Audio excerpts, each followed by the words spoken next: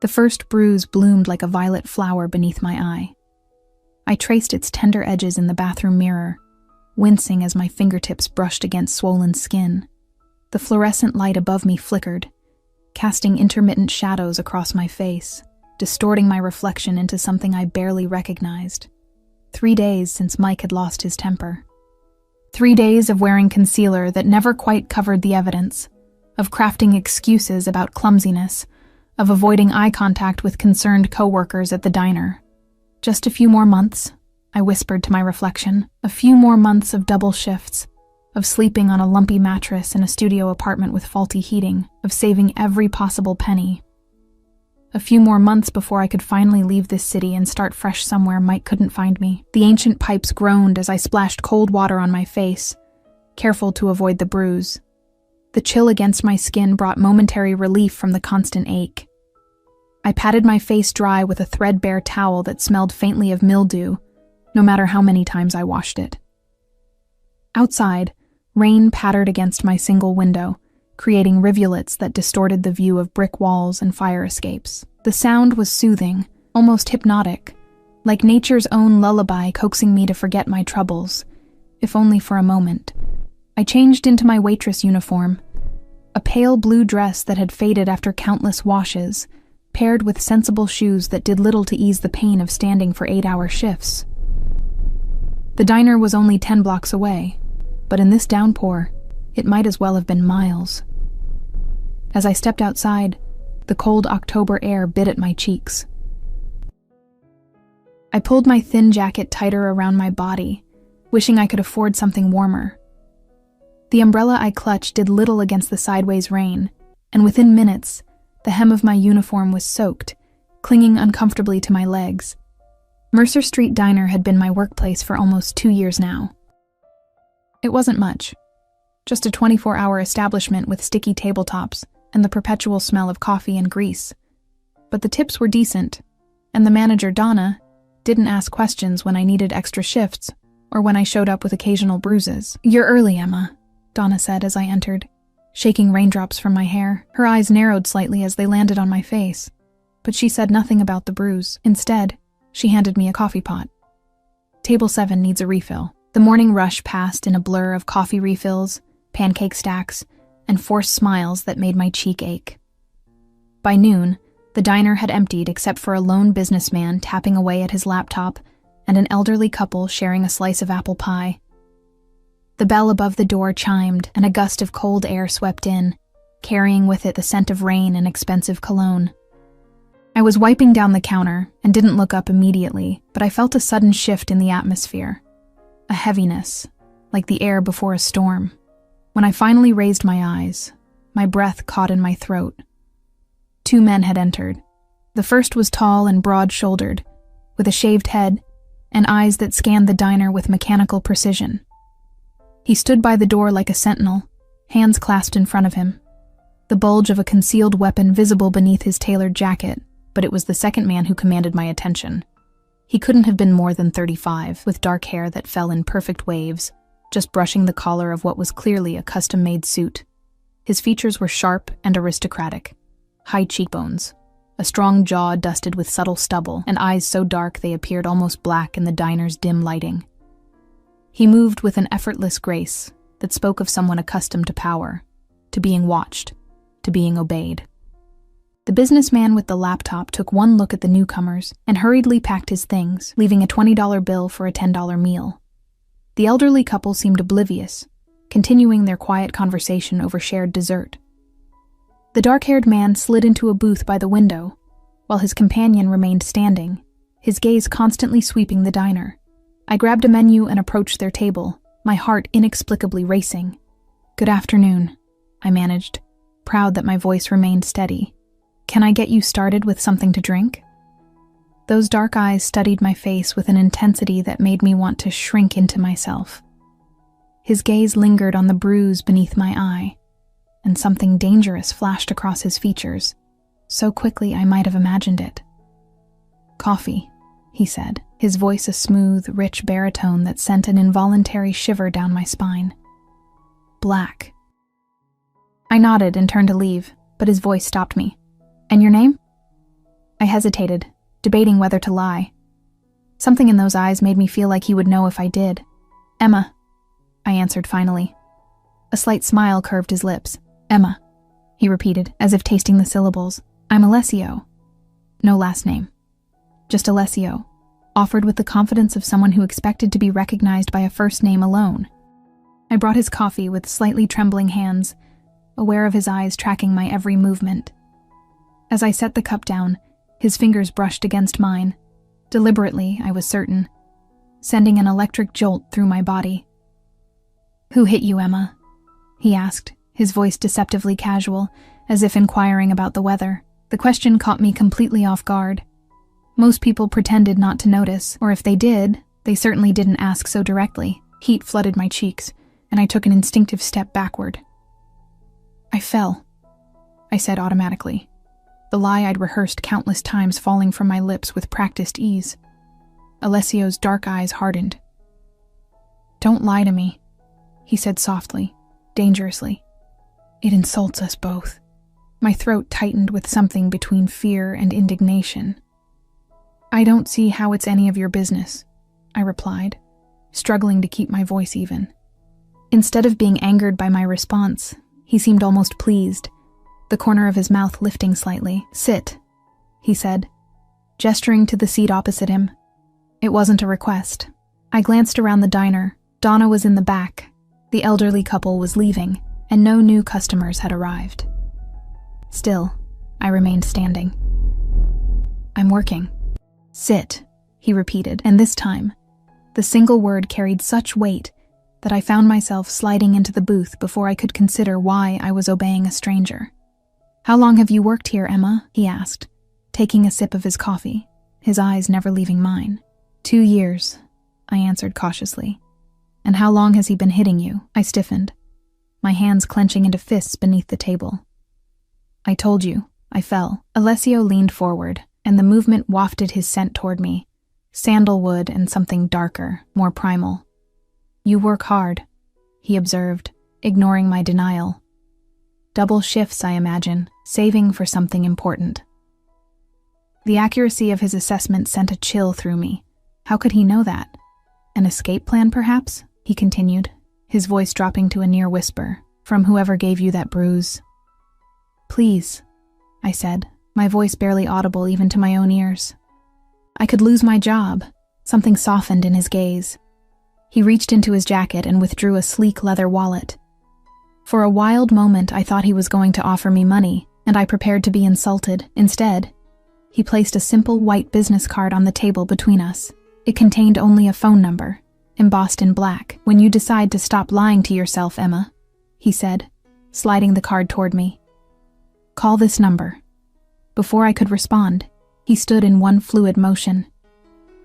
He placed a $100 bill beside his barely touched coffee. For your trouble, he said, then paused, his eyes once again lingering on my bruise. Everyone deserves to feel safe, Emma.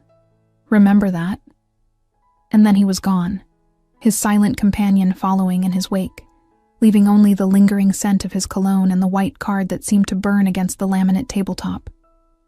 I slipped the card into my pocket without examining it further, my mind racing with questions. Who was Alessio? Why had he taken such an interest in me? And how had he seen through my carefully constructed facade so easily? The rest of my shift passed in a daze. I kept expecting him to return, kept feeling phantom touches where his fingers had brushed mine. By the time I left the diner at 8, the rain had stopped, leaving the streets glistening under the streetlights. The night air felt different somehow, charged with possibility or perhaps warning. I was so distracted that I didn't notice the figure leaning against the building across from the diner until I was halfway down the block. My heart stuttered as I recognized Mike's hulking frame, his familiar slouched posture. He pushed himself away from the wall and started toward me, his face twisted with anger. Where the hell have you been? He demanded, grabbing my arm with enough force to leave bruises. I've been calling you all day. Working, I said, trying to pull away from his grip. My phone died. His eyes narrowed with suspicion. Bullshit. You've been avoiding me. His gaze dropped to my pocket, where the edge of the white business card was just visible. Before I could stop him, he snatched it out. "What's this?" he asked, studying the card, his face darkening. "Whose number is this, Emma? You cheating on me?" "No," I protested, reaching for the card. "It's just a customer, I never finished the sentence. Mike's open palm connected with my cheek, the same side as my existing bruise, with enough force to make me stagger. Pain exploded across my face, bright spots dancing in my vision. "Lying bitch," he spat, tearing the card to pieces and letting them scatter in the damp breeze. "You think I don't know when you're lying?" I backed away, tears blurring my vision, aware that we were on a public street, but equally aware that no one in this city ever intervened. Just like no one had ever intervened before. "I'm sorry," I whispered, the words automatic, meaningless. Mike grabbed my arm again and started pulling me roughly in the direction of his apartment. "You're coming home with me tonight," he growled. "I'm not letting you out of my sight again." Terror gripped me. Last time I'd gone to Mike's apartment after he'd been this angry, I'd left with cracked ribs. I couldn't go back there. Not tonight. Maybe not ever again. In that moment, something inside me snapped. Perhaps it was Alessio's words echoing in my head. Everyone deserves to feel safe, or perhaps it was simply that I'd reached my breaking point. Whatever the reason, I planted my feet firmly on the sidewalk. "No," I said, the single syllable filled with every ounce of courage I could muster. Mike turned, his expression one of disbelief that quickly morphed into rage. "What did you just say to me?" "I said no," I repeated, my voice stronger now.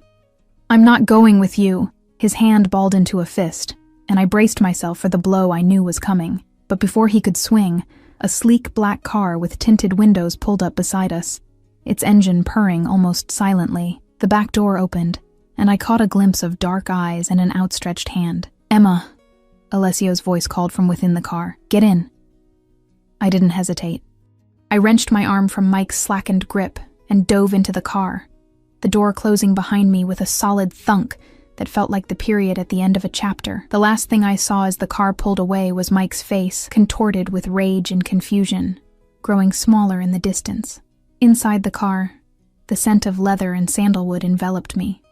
Alessio sat opposite, watching me with those intense eyes. The man from the diner, clearly a bodyguard, was in the front passenger seat, while a driver I hadn't seen before navigated the vehicle smoothly through the city streets. "How did you find me?" I asked, my voice shaking. Alessio's expression was unreadable. "I never lost you," he replied simply, as if that explained everything. I should have been frightened.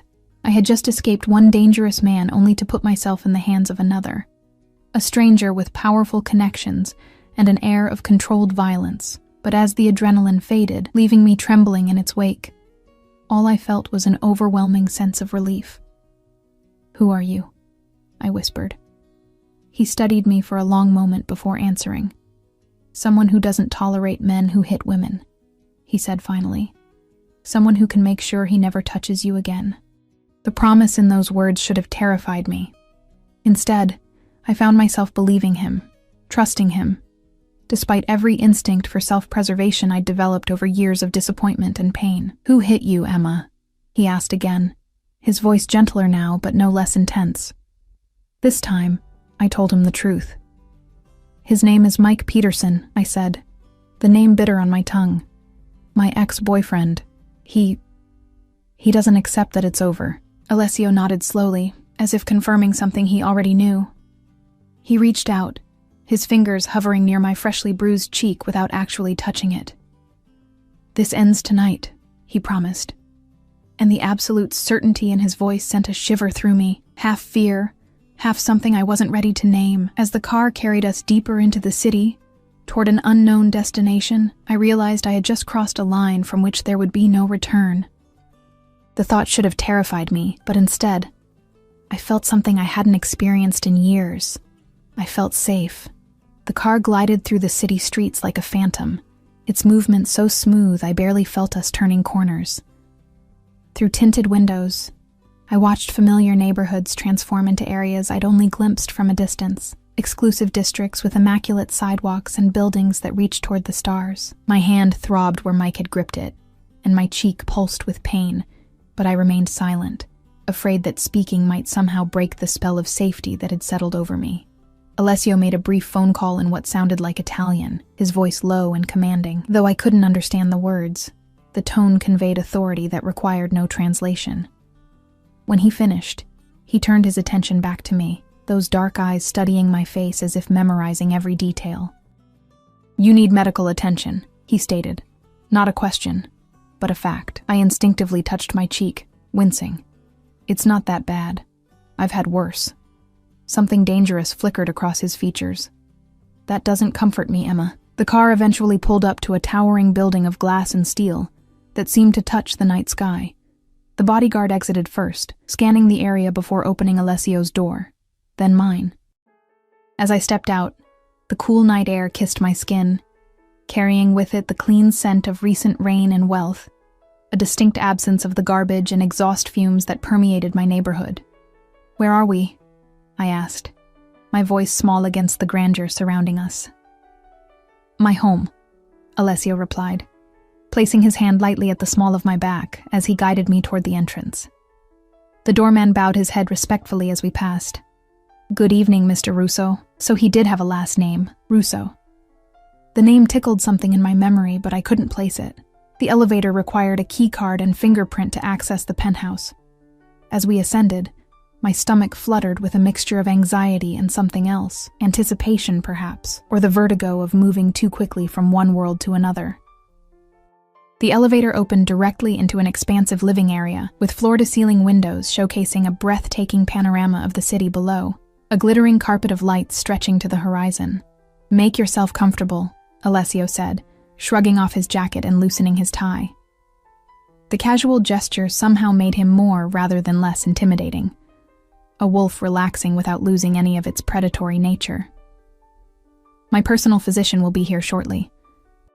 "That's really not necessary," I protested weakly, even as I sank into a sofa so luxuriously soft it felt like sitting on a cloud. "I can't afford—" "Money is not a concern," he interrupted, his tone brooking no argument. He poured amber liquid from a crystal decanter into 2 glasses and offered one to me.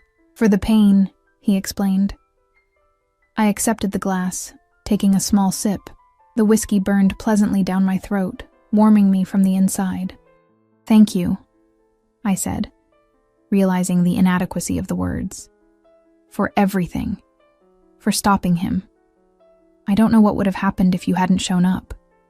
Alessio's expression darkened. "I have a very good idea of what would have happened," he said, his voice tight with controlled anger. "Men like that are predictable. They escalate. They don't stop until someone stops them." The way he said it, with absolute certainty and a hint of personal knowledge, made me wonder about his past, about what experiences had shaped him into the man before me. "How did you know?" I asked. "How did you know where to find me, when to intervene?" He took a seat in a leather armchair opposite me, swirling the whiskey in his glass. "After our conversation at the diner, I had one of my men watch over you. When you destroyed my card, I knew I needed to stay close." A chill ran down my spine. "You've been having me followed?" "I've been having you protected," he corrected, as if the distinction was obvious, and it's fortunate I did. Before I could formulate a response, the elevator chimed, and a distinguished-looking man with silver hair and wire-rimmed glasses stepped into the apartment, carrying a leather medical bag. "Alessio," he greeted with a slight Italian accent, before turning his professional gaze to me. "And this must be the patient." The next 20 minutes passed in a blur as the doctor examined my face, applied antiseptic that stung like fire, and confirmed that nothing was broken. He left me with pain medication, ointment for the bruising, and strict instructions to rest. Throughout the examination, Alessio never left the room, his eyes tracking the doctor's every move with an intensity that bordered on possessive. When we were alone again, an uncomfortable silence settled between us, filled with unasked questions. I broke it first. "I should go home," I said, though the thought of returning to my tiny apartment filled me with dread.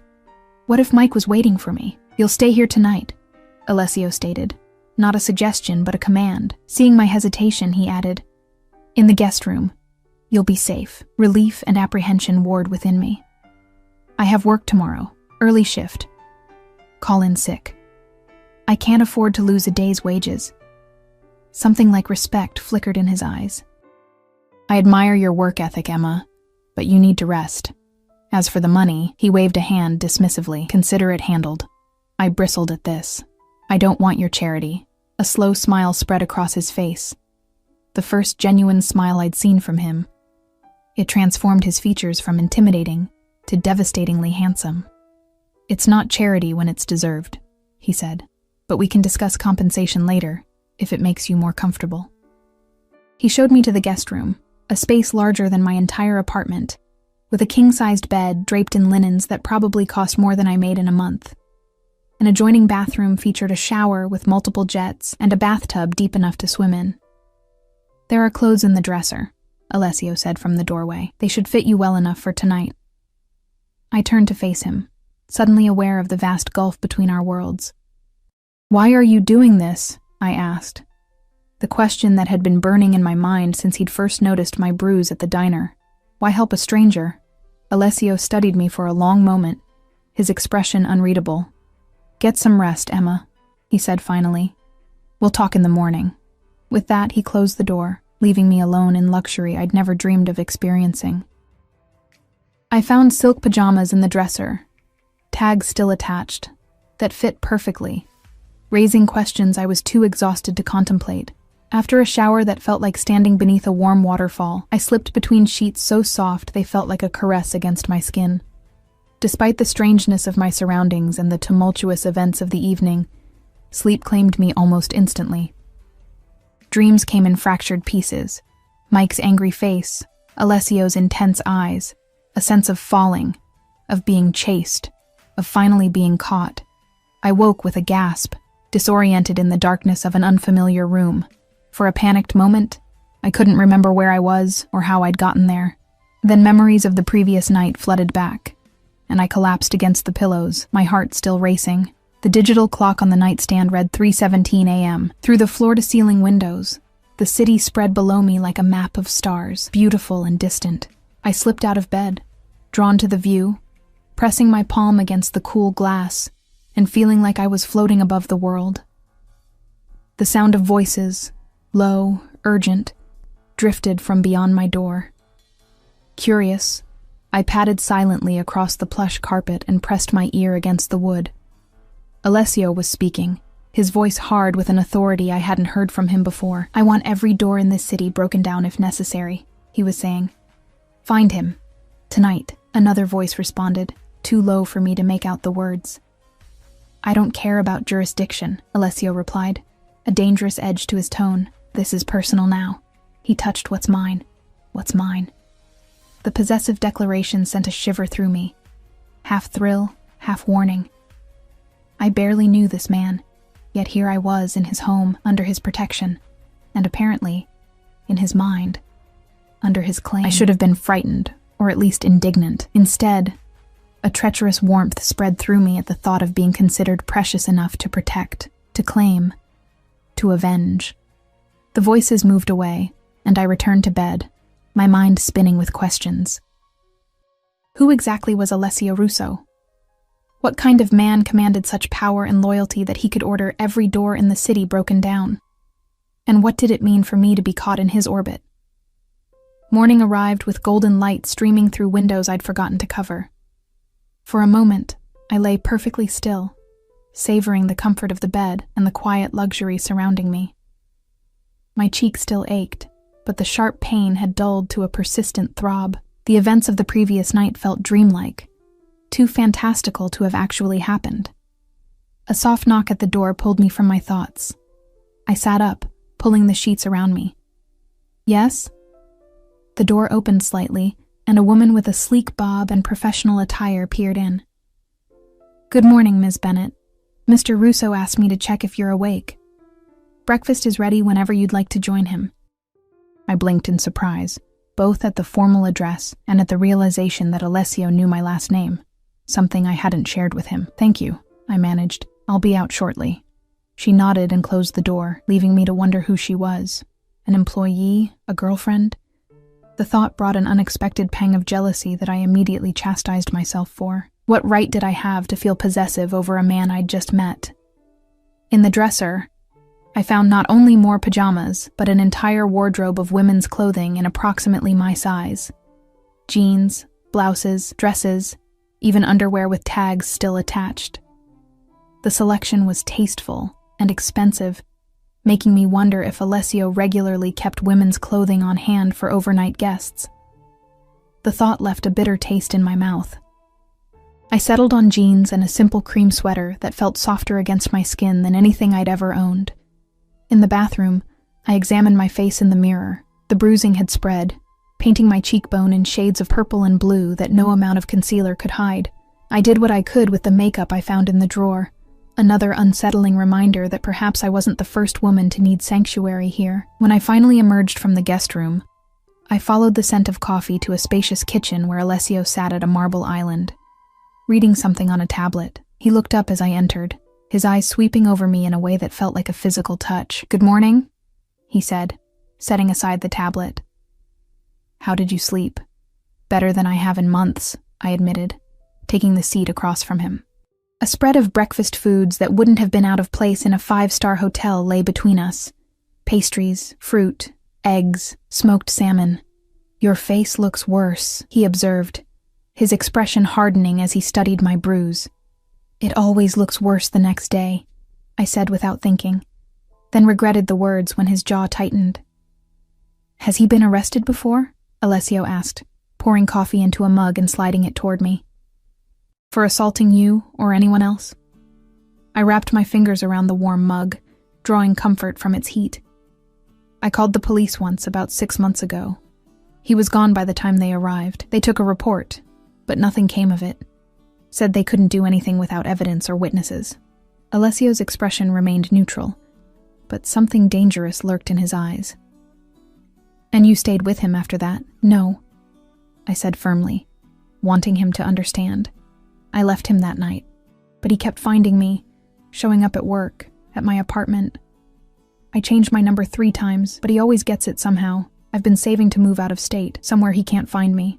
And in the meantime, you endure his violence," Alessio said. Not a question, but a statement of fact. I looked down at my coffee. I try to avoid him, but yes, sometimes there's no escape. "There's always an escape, Emma," he said softly. "You just need the right resources." A chime sounded, and Alessio checked his phone, his expression shifting to one of grim satisfaction. "Excuse me for a moment," he said, rising from his seat. "Help yourself to breakfast." He stepped into the adjacent room, leaving the door ajar. Though I knew I shouldn't eavesdrop, I couldn't help but strain to hear his conversation. "You have him?" A pause. "Good. No police involvement. Bring him to the warehouse. I want to handle this personally." My blood turned to ice. Those words, spoken with such casual menace, confirmed what I had suspected, but tried to ignore. Alessio Russo was dangerous. Perhaps more dangerous than Mike had ever been. When he returned, his expression was composed, but there was an energy about him, a tightly coiled readiness that reminded me of a predator preparing to strike. "Is everything okay?" I asked, my voice steadier than I felt. "Everything is perfect," he replied, a cold smile playing at his lips. "In fact, I have some good news.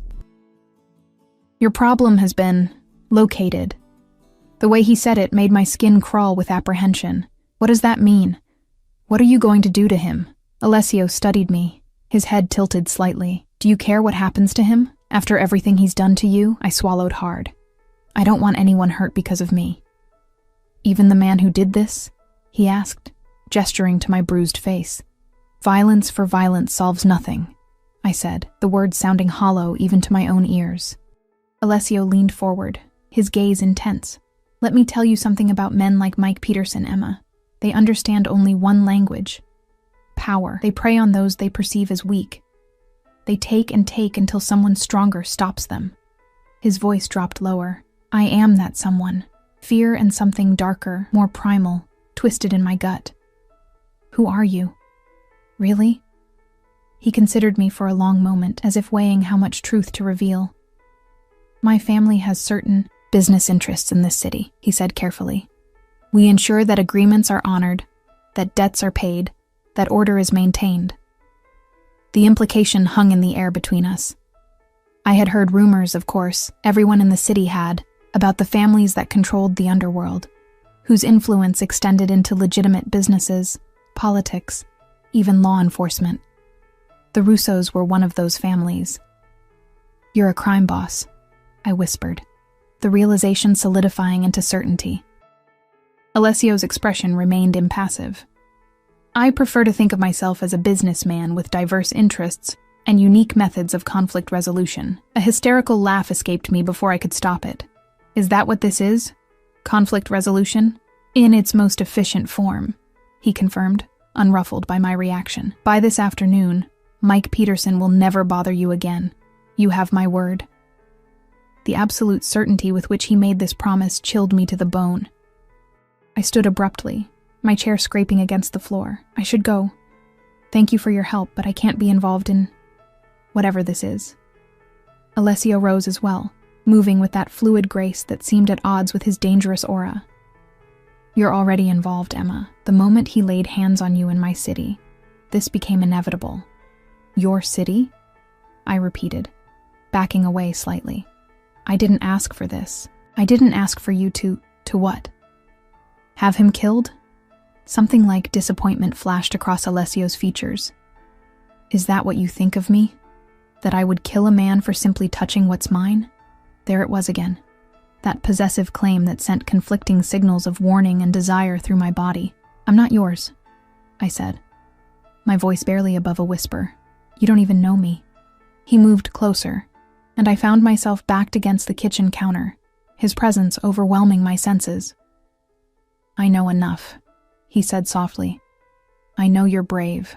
I know you're a survivor. I know you deserve better than what life has given you so far." His hand reached up, fingers hovering near my bruised cheek without touching it. "And I know that from the moment I saw you in that diner, I couldn't look away."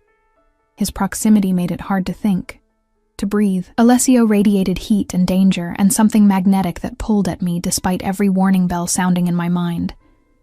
The rational part of my brain screamed that I should run, that I'd escaped one violent man only to fall into the orbit of another, potentially more dangerous one. But another part, a part I was afraid to examine too closely, whispered that with Alessio, I felt seen in a way I never had before. "What do you want from me?" I asked, my voice barely audible even in the kitchen's perfect stillness. His dark eyes searched mine, looking for something I wasn't sure I could give. "First," he said, finally stepping back and giving me space to breathe, "I want you to trust me." A bitter laugh escaped me. "Trust you? I don't even know you. Everything about this," I gestured around the luxurious penthouse, "is completely foreign to me. And what little I do know suggests you're involved in things I've spent my whole life avoiding." Alessio's expression remained unreadable as he leaned against the opposite counter, creating distance between us that felt both like relief and loss. "Fair enough," he conceded. "Ask me anything. I'll tell you the truth." The offer hung between us, tempting and terrifying. There were so many questions burning in my mind, but I wasn't sure I wanted the answers. Knowledge was its own kind of danger. "Did you really have every door in the city broken down looking for Mike?" I asked finally, remembering the fragment of conversation I'd overheard. A ghost of a smile touched his lips. "Not quite every door, but enough. I have people throughout the city. When I give an order, it gets done." "And what exactly are you planning to do with him now that you've found him?" Alessio studied me for a long moment. "Do you really want to know?" Did I? The question echoed in my mind. Part of me wanted Mike to suffer, as he'd made me suffer. Part of me recoiled at the thought of being responsible for whatever fate Alessio had planned for him. But ignorance wouldn't absolve me of complicity. "Yes," I said, lifting my chin despite the fear coiling in my stomach. "I want to know." Alessio nodded, as if my answer had confirmed something important. "I'm going to make sure he understands the consequences of his actions," he said carefully. "I'm going to ensure he never comes near you again. But I'm not going to kill him, if that's what you're afraid of." Relief washed through me, quickly followed by skepticism. "Just like that?" You'll rough him up and he'll leave me alone forever? It's not that simple. It is when you have resources, Alessio replied. Men like Mike respond to power and fear. I have plenty of both to spare. Before I could respond, a discreet knock sounded at the door to the kitchen. The woman with the sleek bob from earlier entered, her expression professionally blank. Excuse me, Mr. Russo, but Mr. Conti is on the line. He says it's urgent.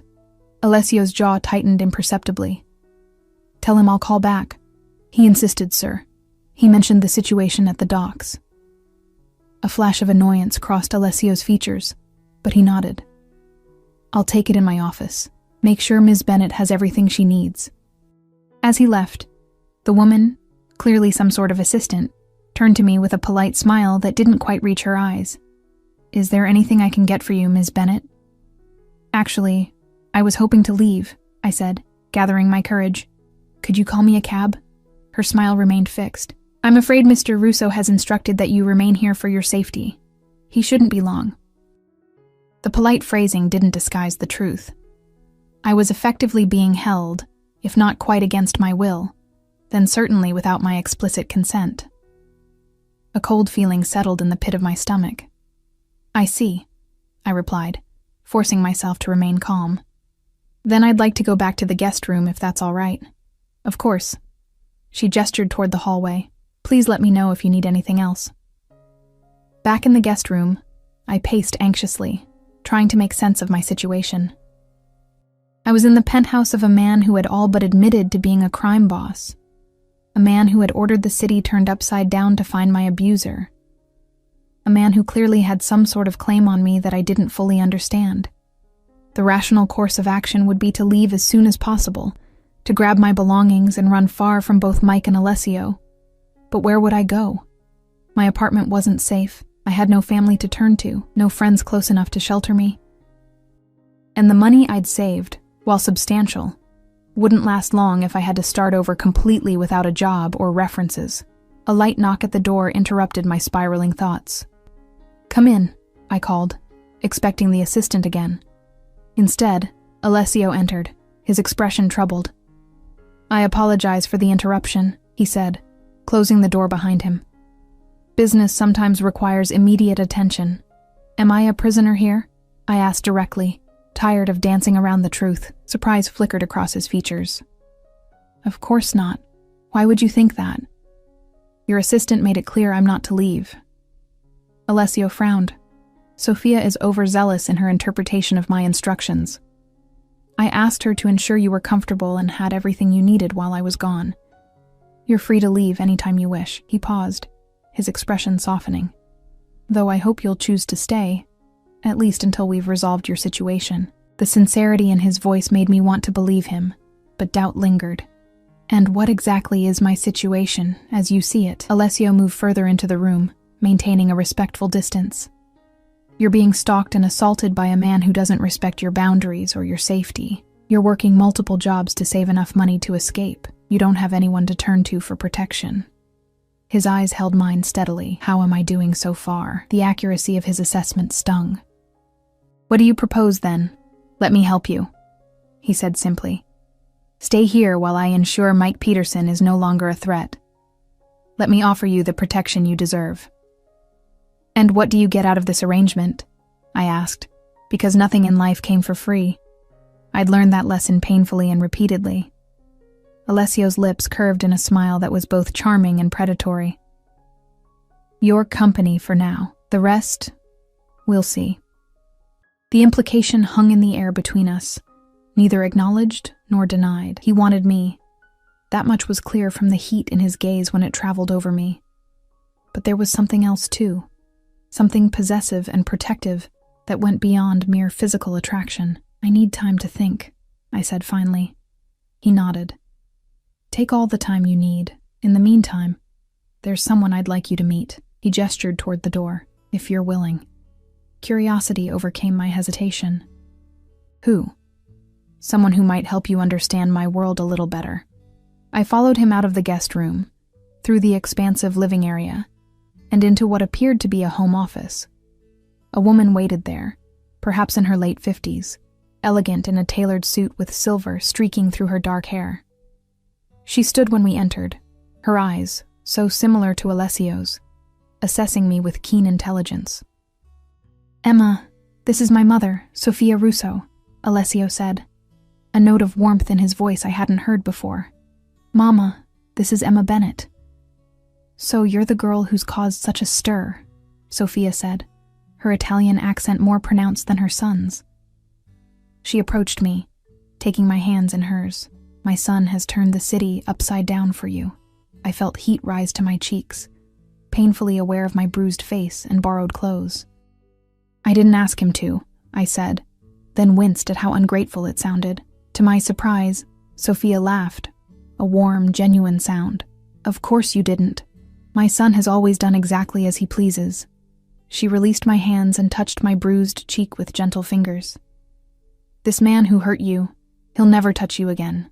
The Russo family protects its own." "I'm not," I began, but she waved away my protest. "You're here, aren't you?" she said, as if that settled the matter. "Alessio, leave us. I wish to speak with Emma alone." Something passed between mother and son. A silent communication I couldn't decipher. After a moment, Alessio nodded. "Don't frighten her, Mama," he said, a hint of amusement in his voice before he left, closing the door behind him. Sophia gestured to the sitting area near the window. "Come, let's talk." I followed her, perching on the edge of a leather chair while she settled gracefully onto the sofa opposite. "Mrs. Russo." "Sophia, please," she interrupted. Mrs. Russo was my mother-in-law, and that woman terrified me for 30 years. She smiled, the expression warming her austere features. "My son has never brought a woman to meet me before." The revelation surprised me. Never.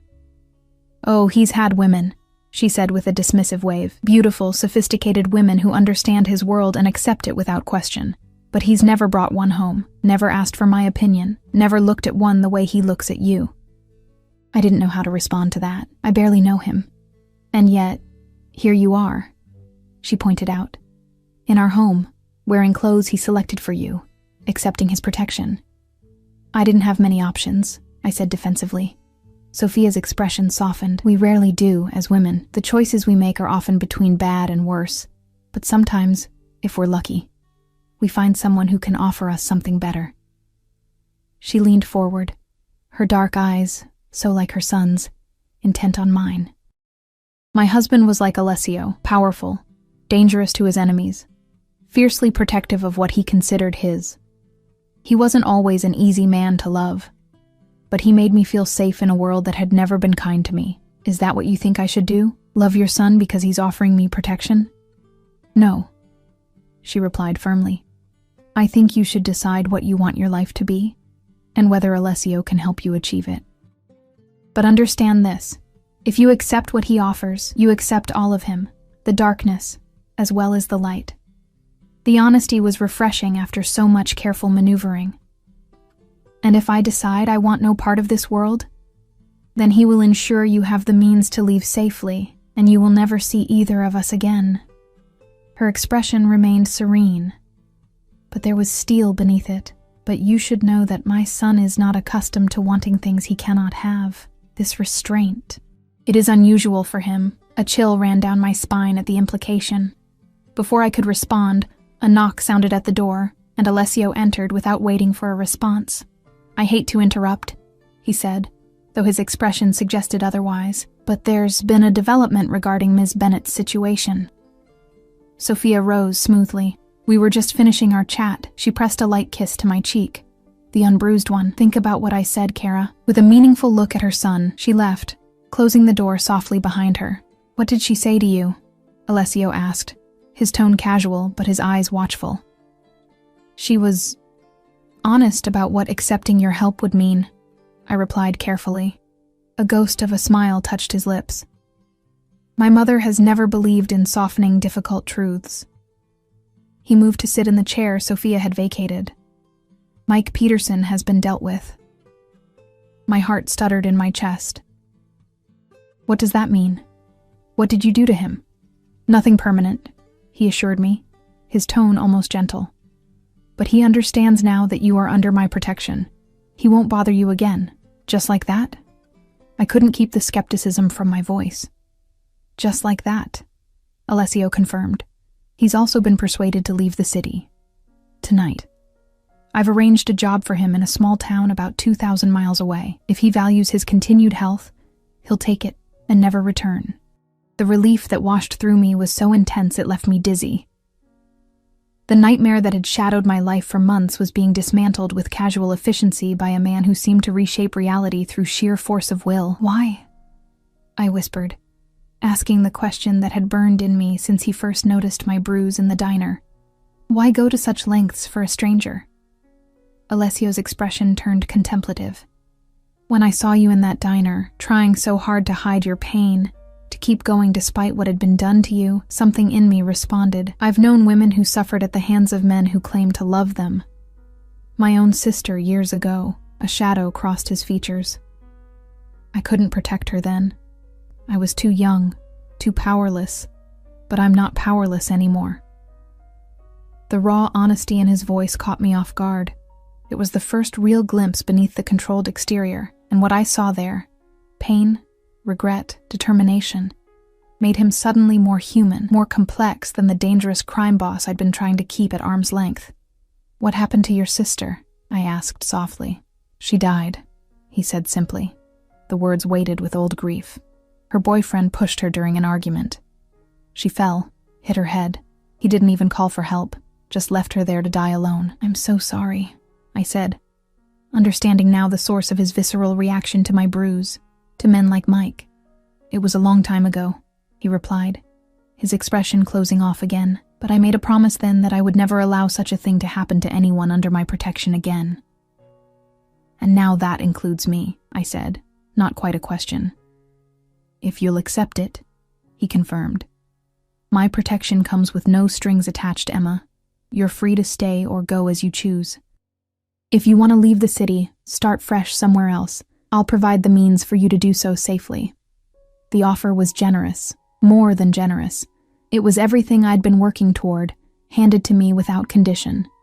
So why did the thought of taking it, of walking away from Alessio Russo and never seeing him again, leave me with an unexpected sense of loss? And if I stay? I asked, my heart pounding in my chest. Something darkened in his gaze. Hunger, possession, something primal and magnetic. Then we explore what's between us at whatever pace you set. No pressure, no expectations beyond what you're comfortable with. Your mother seems to think you're not used to restraint, I said, watching his reaction carefully. A slow smile spread across his face. My mother knows me too well, but for you, I'm willing to learn patience. The promise in those words sent heat spreading through me. This was dangerous. He was dangerous. And yet, for the first time in longer than I could remember, I felt something like hope flickering to life inside me. I need time, I said finally. To think, to process everything that's happened. Alessio nodded, as if he'd expected nothing less. Take all the time you need. The guest room is yours for as long as you want it. He rose from his chair with that fluid grace that seemed so effortless. I have business to attend to this afternoon, but I'd like to take you to dinner this evening if you're amenable. A proper first date. The normalcy of the request, so at odds with the extraordinary circumstances that had brought us together, startled a laugh from me. A date? Really? His smile widened, transforming his face from intimidating to devastatingly handsome. Really? I find I want to know everything about you. Emma Bennett, your favorite food, your dreams, what makes you laugh. He paused at the door. Say yes.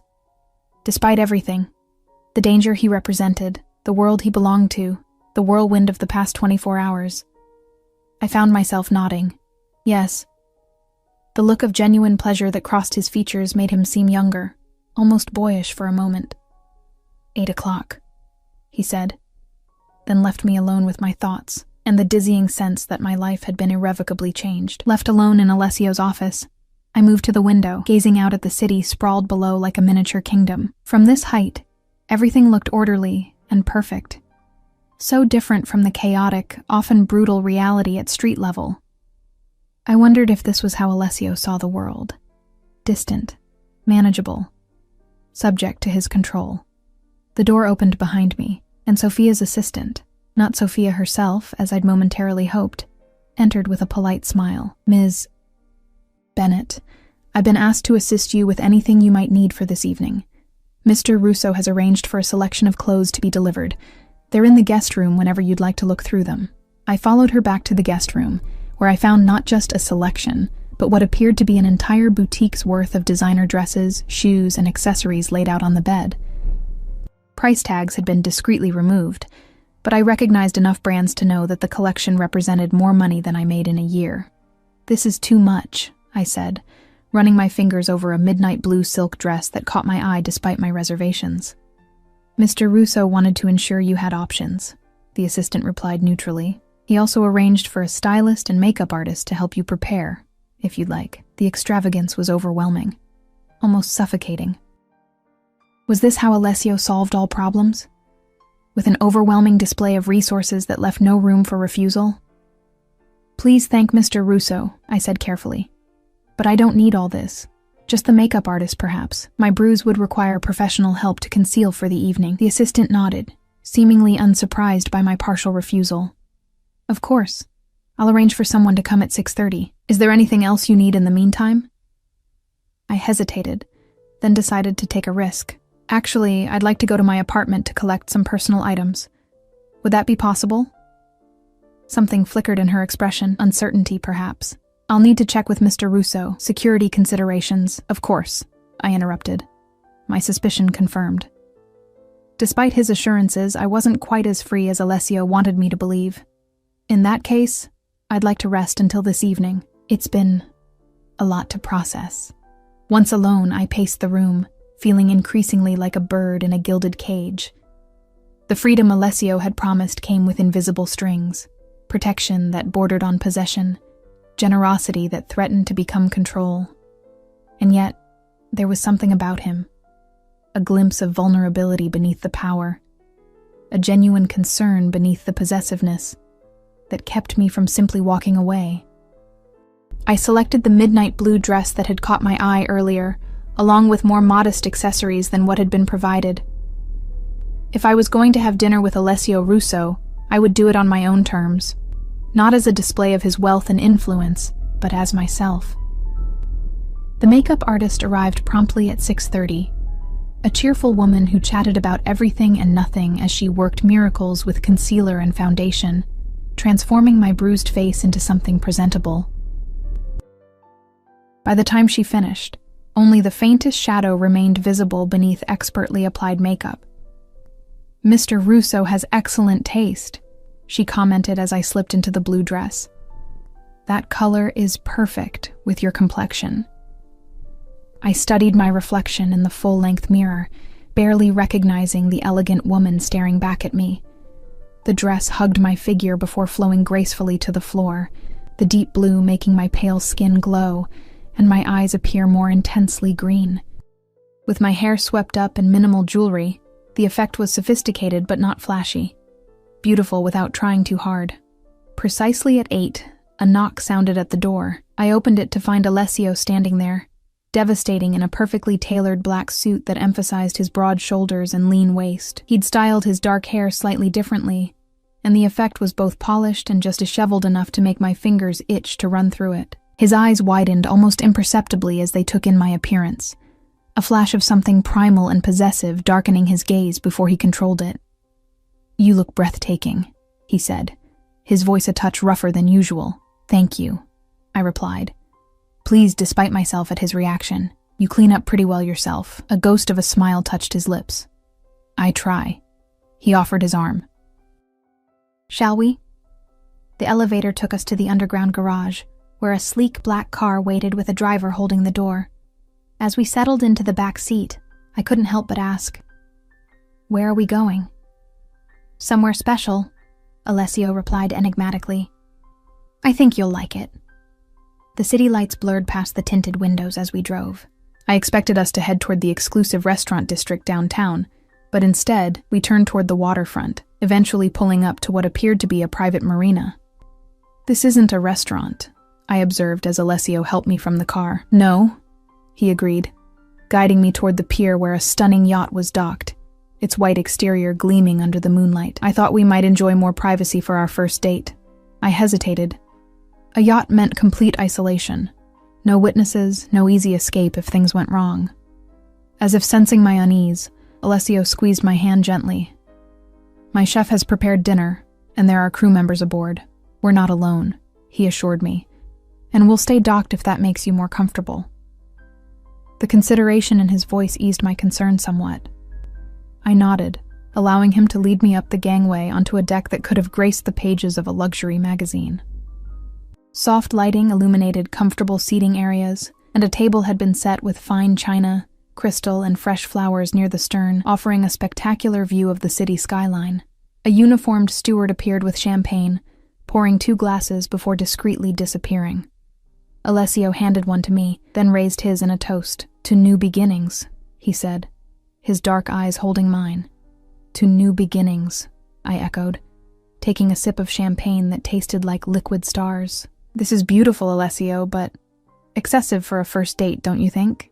He smiled, that genuine expression that transformed his face from intimidating to irresistible. "Perhaps, but I wanted to impress you.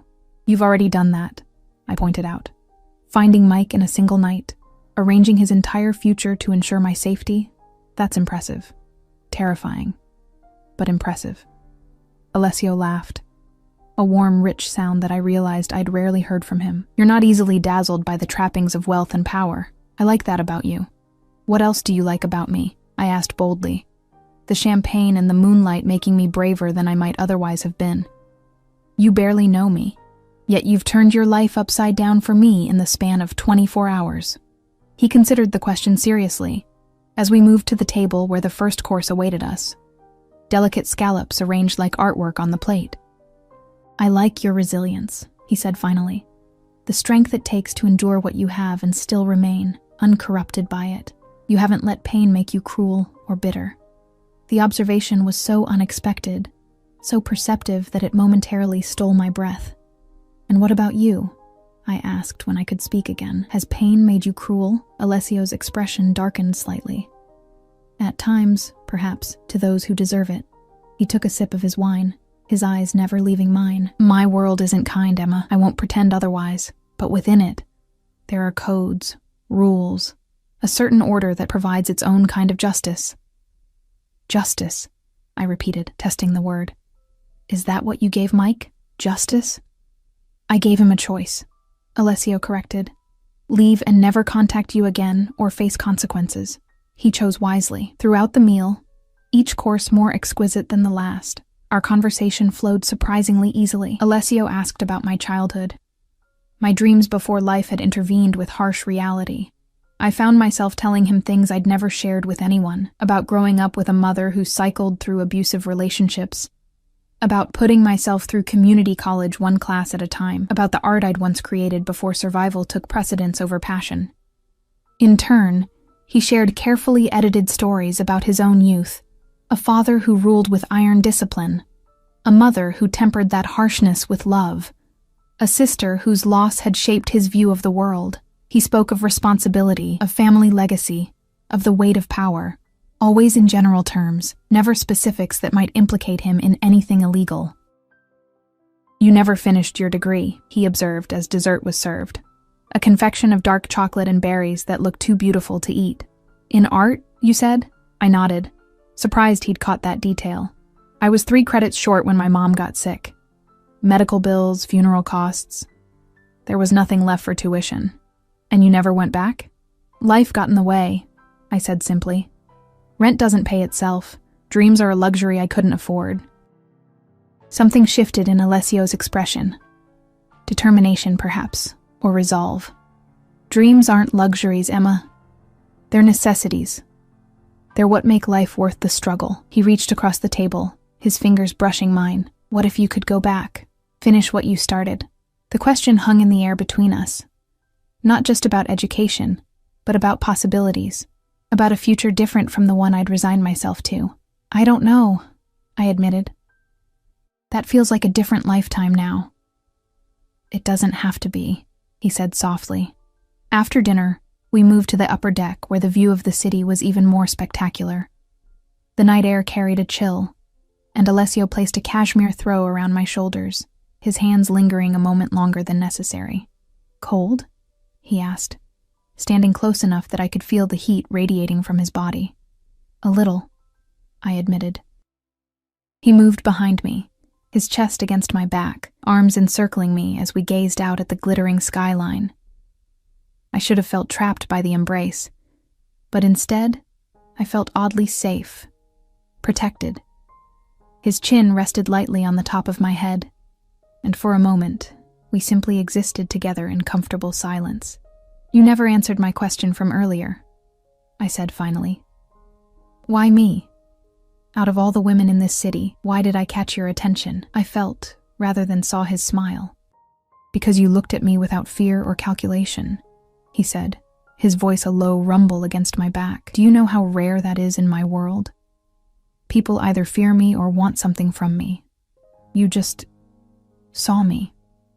"I see you now too," I said, turning in his arms to face him. "The good and the bad, the protector and the predator." His eyes darkened at my words. "And which do you prefer?" "I think they're inseparable," I replied honestly. "One doesn't exist without the other." Something like approval flickered across his features. Slowly, deliberately giving me time to pull away, he lowered his head until his lips hovered just above mine. "May I?" he asked, his breath warm against my skin. In answer, I rose on tiptoes and closed the distance between us. The kiss began gently, a question, an exploration, but quickly deepened as Alessio's control slipped. His hands tangled in my hair, dislodging pins until it fell loose around my shoulders. My arms wound around his neck, pulling him closer as heat bloomed between us, consuming rational thought. When we finally broke apart, both breathless, Alessio rested his forehead against mine. "I should take you home," he said, his voice rough with restraint, "before I forget myself entirely." The honorable gesture only made me want him more. "And if I don't want to go home yet?" His eyes searched mine, looking for certainty. "Emma, I want there to be no doubt in your mind, no regrets tomorrow." The consideration touched me deeply. This man, who commanded such power, who could take whatever he wanted, was giving me complete control over what happened between us. "Take me back to the penthouse," I said softly. "We'll decide there." The ride back was charged with tension, a delicious anticipation that had us sitting closer than necessary, his hand resting on mine between us. In the elevator to the penthouse, Alessio maintained a careful distance, though his eyes never left mine. Once inside, he offered me a nightcap, which I declined. "I want to be clear-headed tonight," I explained, watching his eyes darken at the implication. "Emma," he began, his voice tight with restraint, "you should know that if we do this, if we cross this line, I'm not a man who shares what's his. I'm possessive, protective. Some would say controlling. It's in my nature, in my blood." "Are you warning me away?" I asked, moving closer to him. "I'm being honest about who I am," he replied. "I want you to choose with your eyes open." I reached up to touch his face, feeling the slight roughness of stubble beneath my fingers. "I see you, Alessio Russo, the darkness and the light, and I'm still here." With a groan that sounded like surrender, he pulled me against him, his mouth claiming mine in a kiss that burned away the last of my doubts. I melted into him, giving myself over to sensation as his hands traced the contours of my body through the silk of my dress. "Bedroom," I gasped when his lips moved to my neck, sending shivers of pleasure down my spine. He lifted me effortlessly, carrying me down the hallway not to the guest room I'd occupied, but to the master suite, a spacious sanctuary dominated by a massive bed. As he laid me gently on the dark sheets, I had a fleeting thought that this was a point of no return. After tonight, nothing would ever be the same. And as Alessio's body covered mine, as we lost ourselves in each other, I found I didn't care. For the first time in years, I wasn't thinking about escape or survival. I was fully present in the moment, alive in every cell, burning with a passion I'd thought long extinguished. Later, as we lay tangled in sheets in each other, Alessio traced lazy patterns on my bare back. "Stay with me," he murmured against my hair. Not just tonight. Always. The request should have terrified me. It was too soon, too fast, too intense. But in the warm cocoon of his embrace, it felt right. Inevitable, even.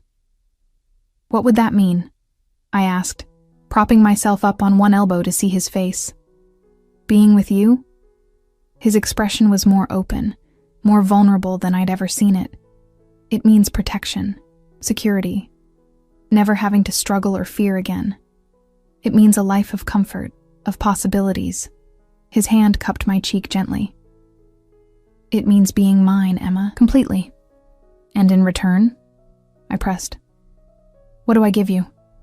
Loyalty, he said immediately. Discretion. Understanding of certain aspects of my business that can't be discussed outside these walls. His thumb brushed my lower lip. And this. Your heart. Your body. Your truth. No masks between us. No lies. It was a seductive offer. A life beyond my wildest dreams in exchange for loving a dangerous man. But I wasn't naive enough to think it would be simple. Your world is violent, Alessio. Would I have to become violent too, to survive in it? He shook his head. You would be separate from that part of my life. Protected from it.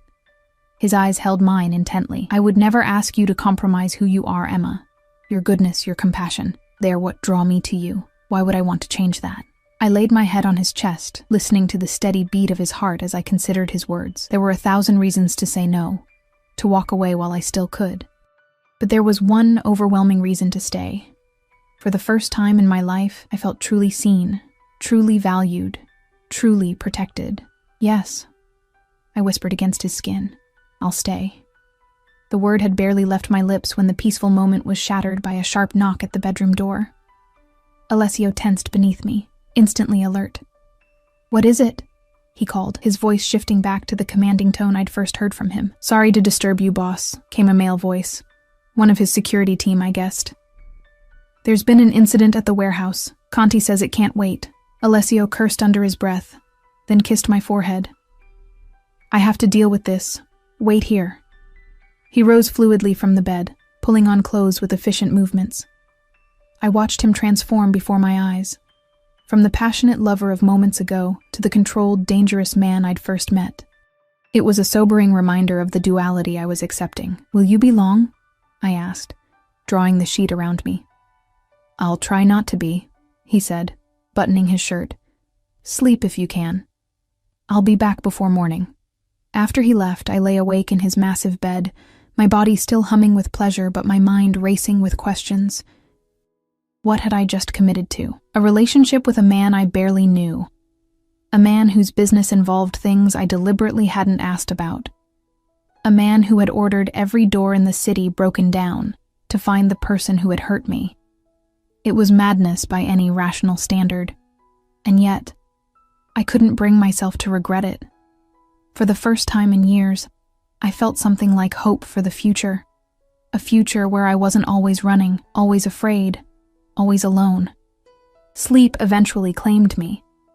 But it was restless, filled with fragments of dreams where Mike's angry face morphed into shadowy figures, where doors splintered under violent blows, where Alessio stood in the center of chaos, his expression cold and remote.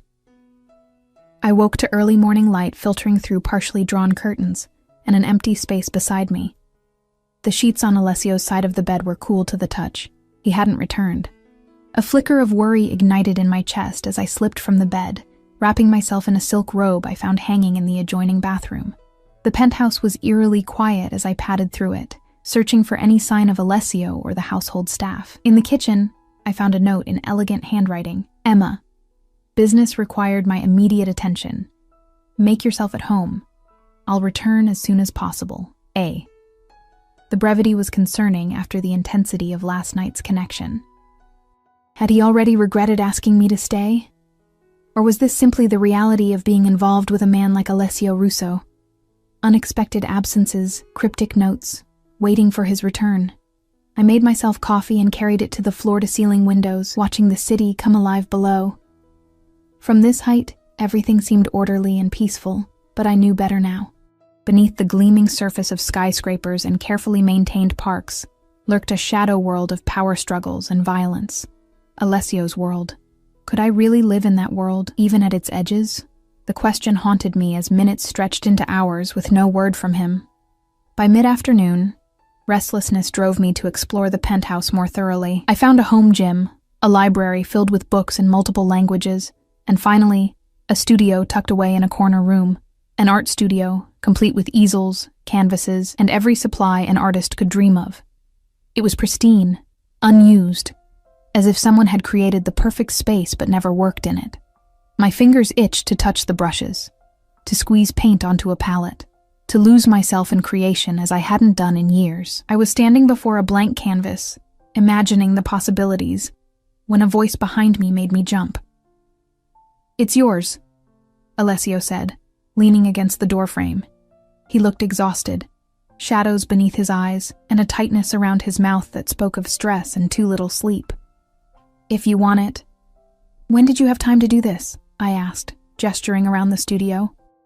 "I made a call this morning," he replied with a small shrug, as if conjuring a fully equipped art studio overnight was nothing remarkable. "You mentioned your art was something you'd lost. I thought perhaps you might want to find it again." The gesture was so thoughtful, so perfectly aligned with a dream I'd almost forgotten, that tears sprang to my eyes. "Alessio." He crossed the room in 3 strides, pulling me into his arms. "I'm sorry I had to leave," he murmured against my hair. "Business complications. It couldn't be helped." I leaned back to study his face, noting new lines of fatigue and a darkness in his eyes that hadn't been there before. "Is everything okay?" "It will be," he said, his tone making it clear he wouldn't elaborate further. His hand cupped my cheek gently. "Have you thought more about what we discussed last night? About staying?" "I have," I admitted, "and I still want to, but I need to understand what I'm getting into, Alessio. Last night wasn't just sex for me. If I stay, if I become part of your life, I need to know what that really means." He guided me to a small sofa in the corner of the studio, still holding my hand as we sat. "Ask me anything. I'll tell you as much truth as I safely can." I took a deep breath. The incident at the warehouse last night. Was it violent? Was someone hurt? A flicker of surprise crossed his features, as if he hadn't expected such a direct question. "Yes," he said after a moment's hesitation. "There was violence. A rival family tried to move product through our territory without permission or payment. Examples had to be made. The clinical way he described what had surely been a brutal encounter should have horrified me, but instead, I appreciated his honesty. And that's the world you live in. Examples being made, territory defended, power maintained through fear. Part of it," he conceded. "There's more. Legitimate businesses, investments, political connections. But yes, violence is sometimes necessary in my position. Would I be expected to participate in any of that?" "Never," he said firmly, squeezing my hand. "Your world would be this." He gestured to the penthouse, the art studio. "And whatever else you want to build for yourself. Education, career, charity work, anything that fulfills you. I want you happy, Emma, not compromised." "But I'd know," I pointed out. "I'd know what paid for all this luxury, what you were doing when you disappeared in the middle of the night. Could I live with that knowledge? Could you live with my knowing it?" Alessio's dark eyes held mine steadily. "That's the question, isn't it? Not whether I can protect you from my world, but whether you can accept it, accept me, knowing the darkness I'm capable of." The honesty of the moment hung between us. No pretense, no evasion, just the stark reality of what building a life with Alessio Russo would mean. "I've seen darkness before," I said finally. "I've lived with it, survived it. At least your darkness isn't directed at me. At least your protection means something." His expression softened, and he brought my hand to his lips, pressing a kiss to my knuckles. "I would kill for you, Emma," he said softly, the words both a promise and a warning. "But I would never hurt you, not ever." And strangely, despite everything I knew about him, or perhaps because of it, I believed him. "Then yes," I said, making my choice with eyes wide open. "I want to stay. I want to build something with you, something real. even if it exists in the spaces between your other world. Relief and something deeper, more primitive, flashed across his features. He pulled me into a kiss that sealed our understanding, passionate but tender, possessive but reverent. When we broke apart, he rested his forehead against mine. "I need to tell you something else," he said, his voice serious again. "About Mike Peterson." My heart stuttered. "What about him? I thought you said he was leaving the city." "He is. But there's more to the story." Alessio sat back slightly, his expression grave. "When my men found him, he wasn't alone. He was with a man named Thomas Reeves. Does that name mean anything to you?" I frowned, searching my memory. "No, I don't think so. Reeves is a detective with the organized crime unit," Alessio explained. "Peterson was feeding him information. About you, about me, about our meeting at the diner. He thought if he could get me arrested, he could get you back." Cold fear washed through me. "Is that why you had to leave last night, because of this detective?" Alessio nodded. "Reeves has been trying to build a case against my family for years. Using you, using my interest in you, was an opportunity he couldn't resist." "What happens now?" I asked, my mind racing with implications. "Will I be questioned? Are you in danger of arrest?" A small, confident smile touched Alessio's lips. "Detective Reeves had an unfortunate accident last night. He fell down a flight of stairs, broke both legs. He'll be on medical leave for at least 6 months. By the time he returns, evidence will have disappeared, witnesses will have forgotten what they saw, and his superiors will have strongly encouraged him to pursue other cases." The casual way he described what had clearly been an orchestrated attack should have terrified me. Instead, I felt a complicated mix of relief and complicity. "And Mike?" "On a plane to Alaska as we speak," Alessio replied, with a very clear understanding that if he ever contacts you or returns to this city, his next accident will be permanent. I should have been horrified by the implicit threat, by how easily Alessio wielded violence as a tool, but all I felt was a profound sense of safety, the certainty that no one would ever hurt me again as long as I was his. "Thank you," I said simply, knowing the words were inadequate, but meaning them nonetheless. Alessio brushed a strand of hair from my face, his touch gentle despite the violence he was capable of. "I protect what's mine, Emma, always." The weeks that followed established a new rhythm to my life, one of luxury and freedom I'd never known before. I left my apartment and my job at the diner, accepting the financial support Alessio offered while I completed my degree in art. The studio became my sanctuary, a place where I could create without worrying about paying rent or buying groceries. Alessio kept his promise, shielding me from the darker aspects of his business. He never took calls in my presence that might expose me to dangerous knowledge, never discussed operations or territory or rivals unless I specifically asked. When he had to leave unexpectedly, he simply said, "Business," and I didn't press for details. Sophia became an unexpected ally, teaching me to navigate the complex social world of the Russo family and their associates. "Never ask direct questions in public," she advised one afternoon over tea. "Observe, listen, remember, but don't probe. Knowledge is both protection and liability in our world." I absorbed her lessons, learning the delicate balance of knowing enough to be safe, but not enough to be dangerous. As the months passed, I found myself settling into a role I'd never imagined. Part artist, part student, part consort to one of the most powerful men in the city. The bruise Mike had left faded completely, along with the memory of fear that had been my constant companion for so long. In its place grew something I hadn't expected: contentment, purpose, and a love for Alessio that deepened with each day, encompassing both the gentle man who held me through the night and the dangerous one who commanded an empire from the shadows. One evening, nearly 6 months after that fateful day in the diner, Alessio led me to the rooftop garden of the penthouse, where dinner had been set up under the stars. Candles flickered in the gentle breeze, and a small orchestra played softly in the background. "What's the occasion?" I asked as he held my chair. 6 months, he said, pouring champagne into crystal flutes. "Since you changed my life," I laughed softly. "I think you have that backward. You're the one who changed everything for me." "We changed each other," he countered, reaching across the table to take my hand. "I was existing before you, Emma. Just moving through each day, handling business, accumulating power and wealth, because that's what was expected of me. You made me live again, made me want more than just control and respect. The raw honesty in his voice moved me deeply. This was the Alessio only I got to see. Vulnerable, reflective, capable of a tenderness few would believe him capable of. "I have something for you," he said, reaching into his pocket and placing a small velvet box on the table between us.